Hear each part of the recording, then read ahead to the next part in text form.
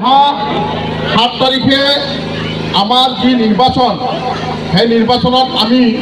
দেশৰ মাননীয় প্ৰধানমন্ত্ৰী নৰেন্দ্ৰ মোদী ডাঙৰীয়াক দ্বিতীয়বাৰৰ বাবে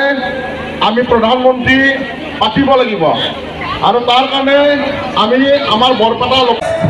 অন্তিম দিনৰ অন্তিম নিৰ্বাচনী কাৰ্যসূচী আছিল আমাৰ প্ৰতিটো বুথত একতা মেলা ৰেলী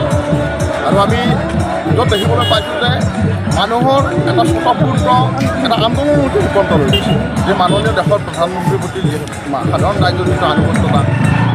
আমাৰ অসমৰ মুখ্যমন্ত্ৰী হিমন্ত বিশ্ব শৰ্মা ডাঙৰীয়াৰ যিটো আনুগত্যতা আমাৰ নলবাৰী সমষ্টিৰ বিধায়ক তথা সঞ্চালক কেবিনেট মন্ত্ৰী জয়ন্ত মল্ল বৰুৱা ডাঙৰীয়াৰ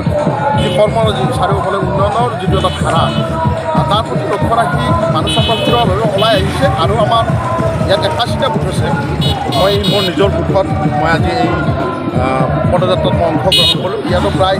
500তকৈ মানুহ ইয়াত উপস্থিত হৈছে আৰু আমাৰ প্ৰতিটো বুথতে এনেকৈ আজি অন্তিম দিনৰ শেষ যিটো কাৰ্যসূচী আমাৰ এই ৰেলী আমাৰ হৈছে মই এইটো ভাবোঁ যে আমাৰ ঘগ্ৰাপাৰ অঞ্চলত বৃহত্তৰ ঘগ্ৰাপাৰ অঞ্চলত এইবাৰতো আমি বিৰোধীক বিশেষকৈ নিৰ্বাচনী প্ৰচাৰ মই দেখাই নাই আৰু মোৰ মণ্ডলত এটা সংখ্যালঘু দুটা বুথত আমাৰ গৌৰৱ গগৈ ডাঙৰীয়া আহিছিল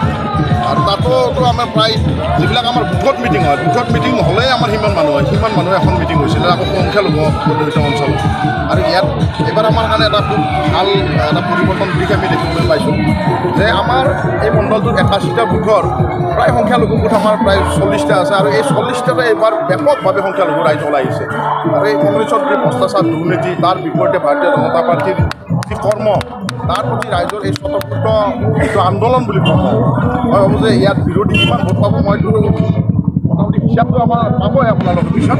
গতিকে সেনেকুৱা পৰ্যায়ত মণ্ডলৰ পৰা কিমান ভোট পাব কিন্তু আমাৰ মণ্ডলৰ পৰা প্ৰায় আমাৰ এটা লক্ষ্য আছে কিন্তু মই লক্ষ্যটো এতিয়া আপোনালোকক নকওঁ এতিয়া মই ৰিজাল্টৰ পিছত ক'ম কাৰণ সেই লক্ষ্যটো আমাৰ অলপ বেলেগ হেৰি কাৰণে মই নকওঁ পিছত আমি সেইটো ক'ম আৰু কিমান ভোট দিম আৰু ইয়াত আপোনাক ভাবক যে ইয়াত যিমান ভোট পোল হ'ব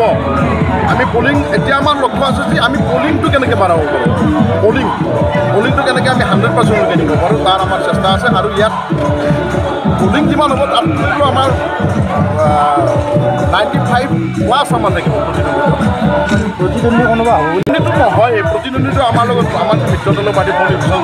চৌধুৰী ডাঙৰীয়াৰ যিটো আমি দেখিবলৈ পাইছোঁ ৰাইজৰ উৎসাহ ইয়াত যে প্ৰতিদ্বন্দ্বী বুলি নাহে আৰু আহিব ছেকেণ্ড বুলি কোনোবা কিন্তু ব্যাপক মানে ভোটৰ এটা মাৰ্জিন থাকিব